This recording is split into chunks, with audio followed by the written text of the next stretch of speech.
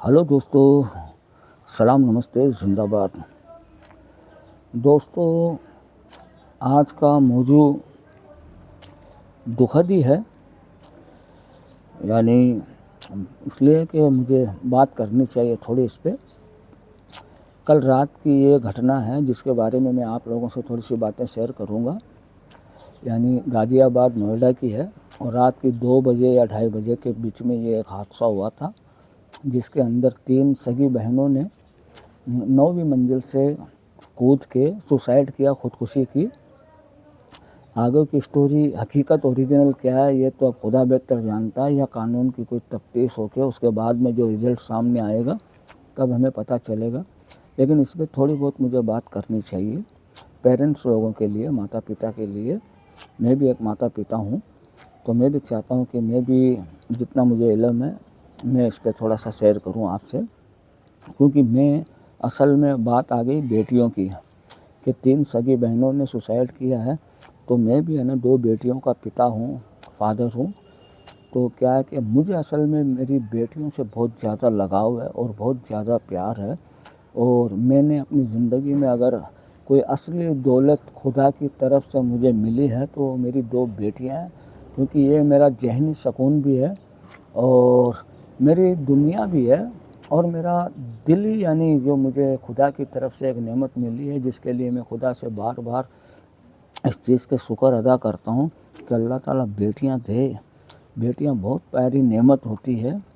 और यानी कि जैसे हिंदू भाई हमारे बोलते हैं ये लक्ष्मी होती है, सरस्वती होती है, यानी ये माँ होती है।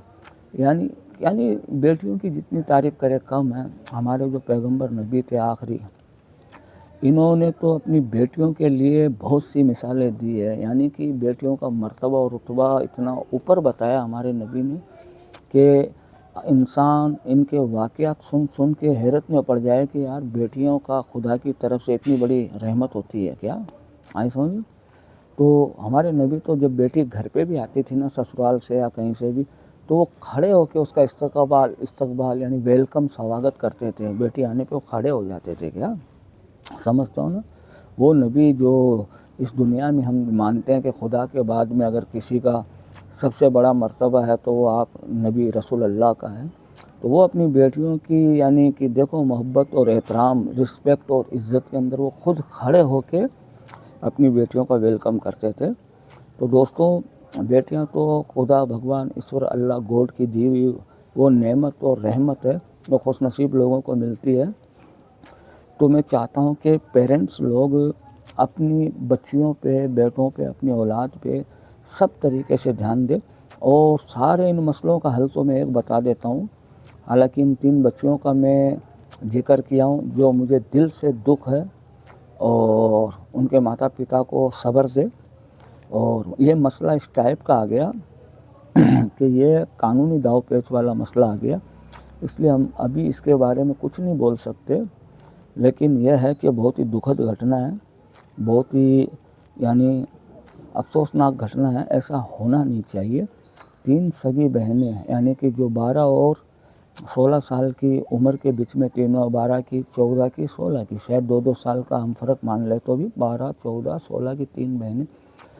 तो इसके बारे में ये सुनने को आ रहा है ज़्यादातर तो कि भाई ये कोई वीडियो आजकल गेम चलते हैं उस गेम के मामले में उलझ गए थे। पहले भी एक पबजी गेम चला था जिसको हिंदुस्तान की गवर्नमेंट ने शायद बैन करवा दिया। उसके अंदर भी बहुत से लोगों ने खुदकुशी की थी, जान दी थी अपनी। वो गेम इस तरीके का था तो उसको बंद करवा दिया। ये कोई और गेम, पता नहीं है कोरियन गेम है, कौन सा गेम है, इसके बारे में मुझे इतना इल्म नहीं है। लेकिन इस गेम को भी बंद करवाना चाहिए। हकीकत मैटर क्या है वो तो अभी कानून की जो तहकीकात है, तफ्तीश है, इसके अंदर सामने आएगा खुल के क्या मामला है। अब अलग अलग लोगों के अलग अलग तरह के मैंने इंटरव्यू सुने और अलग अलग तरह की बातें हैं। कोई बोलता है कि ये गेम वेम का कोई चक्कर नहीं है क्या, कोई बोलता है ये सुसाइड नहीं है, कोई यानी हर जितने मुँह उतनी बात होती है। हकीकत की तह तक जाएगा, कानून सामने आएगा। लेकिन बहुत दुखद घटना है। तो मेरा कहने का मतलब यही है कि दोस्तों, जो मोबाइल फ़ोन को लेके भी बात चल रही है कि भाई मोबाइल फ़ोन दिलाते क्यों बच्चों को, तो मेरा कहने का मतलब है मोबाइल फ़ोन आज के दौर की, इस ज़माने की ज़रूरत है। याद रखना दोस्तों, मोबाइल का कोई कसूर नहीं है। लोग मोबाइल से कमा रहे हैं, लोगों के बिजनेस चल रहे हैं, लोग इससे पेट भर रहे हैं, लोग इससे सबूत इकट्ठा कर लेते हैं, लोग इससे यानी इस मोबाइल के फ़ायदे भी तो लाखों हैं यार।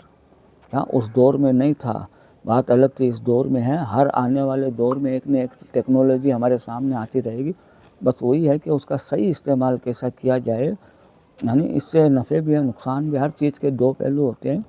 तो जो अच्छा इसका है वो फ़ायदे हमें हमारे बच्चों को बताना चाहिए। बल्कि मैं तो इस मोबाइल से इतना खुश हूँ क्योंकि मुझे मेरे बच्चे बहुत सी चीज़ें सिखाते हैं। आधा इल्म तो मैं अपनी औलादों से सीखता हूँ, मेरे बच्चों से सीखता हूँ यारो। मैंने अपने बच्चों को जो मेरा तजर्बा था वो शेयर किया। मेरे बच्चों से खुद से मैं बहुत कुछ सीखता हूँ कि आज मैं यहाँ पे बैठ के बोल रहा हूँ तो ये मेरी सोच नहीं थी। मेरे बच्चों ने बोला था कि पापा आपके पास एक टैलेंट है, आप बहुत अच्छी तरीके से कॉमेडी हंसी मजाक कर सकते हो, तो आप चाहे तो इसके ऊपर अपने वीडियो डाल के आप लोगों को बता सकते हो कि आप एक बहुत अच्छे कॉमेडी टाइप की वीडियो बना सकते हो क्या। हकीकत बात यही है कि मेरा मकसद और मिशन यही था कि मैं आप लोगों से कॉमेडी शेयर करूं, क्योंकि मैं ज़िंदा दिल आदमी हूँ, मेरे की हंसने की बहुत आदत है, मैं तुम्हें ये बता रहा हूँ। लेकिन मैं अपने उन वीडियो से पहले मैं चाहता था कि लोगों से कुछ अच्छी बातें पहले शेयर हो जाए। तो जो रोज़ मैं थोड़ी बहुत आपसे शेयर करता हूँ, वो मेरे तजर्बे शेयर करता हूँ, मेरी सोच शेयर करता हूँ, या मेरे साथ में गुजरा हुआ वक्त मैं शेयर कर लेता हूँ, या मेरे दिल की जो बातें होती है वो मैं शेयर कर लेता हूँ दोस्तों।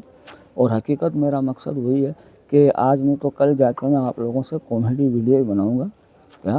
लेकिन मैं चाहता हूँ कि समाज को और यंग लोगों तक पहले ये भी बताया जाए कि कॉमेडी से पहले हम एक अच्छे इंसान हैं, और हमारा ऊपर बहुत किस्म के फ़र्ज़ होते हैं, परिवार के फ़र्ज़ है, समाज के फ़र्ज़ है, यानी हमारे मुल्क के फ़र्ज़ है। हम एक अच्छे नागरिक हैं, हमें देश के लिए क्या क्या करना चाहिए, हम क्या कर सकते हैं, हमें पहले वो चीज़ें भी शेयर करनी चाहिए। बाकी बातें तो होती रहती है, चलती रहती है, कॉमेडी तो चलती रहेगी जब तक है।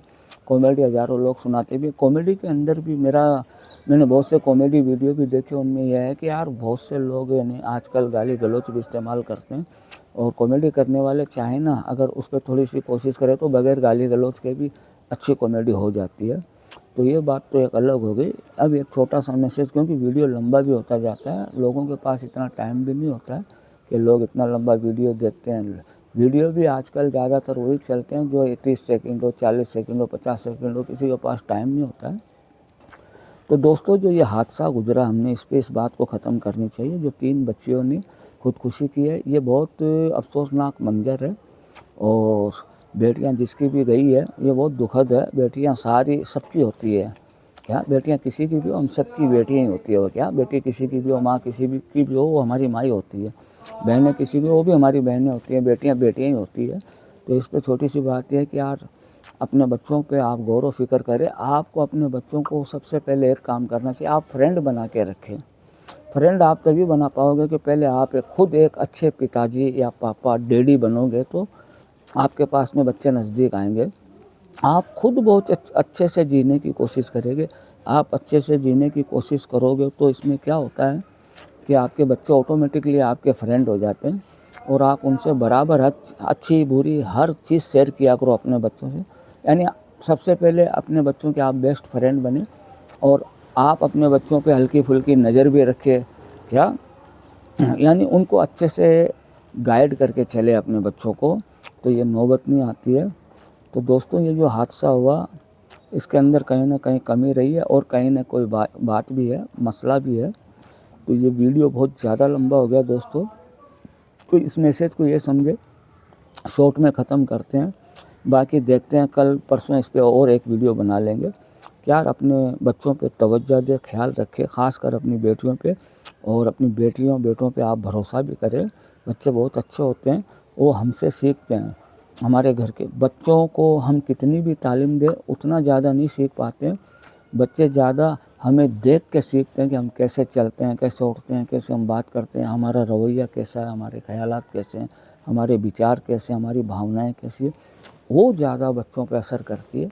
तो अपने घर के अंदर एक बेहतरीन माहौल बना के रखें, और बेहतरीन तरीके से आप जिए, ताकि ऑटोमेटिकली अपने बच्चे हैं ना उनको वो ज्ञान मिलने लग जाता है जो हम देना चाहते हैं क्या। घर सबसे पहले स्कूल होती है बच्चों के लिए, तो आप घर को एक मंदिर बना के रखें, एक स्वर्ग बना के रखे, जन्नत बना के रखे, घर के माहौल को बहुत खुशहाल बना रखे, बहुत ही बेहतरीन बनाए। ऑटोमेटिक बच्चे हैं ना, उसको पकड़ के वो धीरे धीरे उनका माइंड एक अलग किस्म का हो जाता है, खूबसूरत बच्चे हो जाते हैं, खूबसूरत विचार होते हैं ना, तो परिवार यानी बगैर दौलत के भी जन्नत बना हुआ होता है घर। क्या दोस्तों? तो दोस्तों कहने का मतलब है, अपने बच्चों को प्यार दे, मोहब्बत दे और ख़ुद गाइड करे, करीब लेके बैठे, इनको बहुत कुछ सीखने को मिल जाएगा। वीडियो बहुत लंबा हो गया दोस्तों, और जिस मैटर पे बात करनी थी वो भी अधूरी सी चली है। तो दोस्तों इसको यहीं पे ख़त्म करता हूँ। कल परसों जब कोई रिज़ल्ट आएगा इस मैटर का, तो उस पर हम बात करेंगे कि हकीकत क्या थी, ये हादसा कैसे हुआ, इसके अंदर क्या मामला थे। वो जब सामने आएगा तो फिर वीडियो बनाएंगे। दोस्तों सलाम, नमस्ते, जिंदाबाद।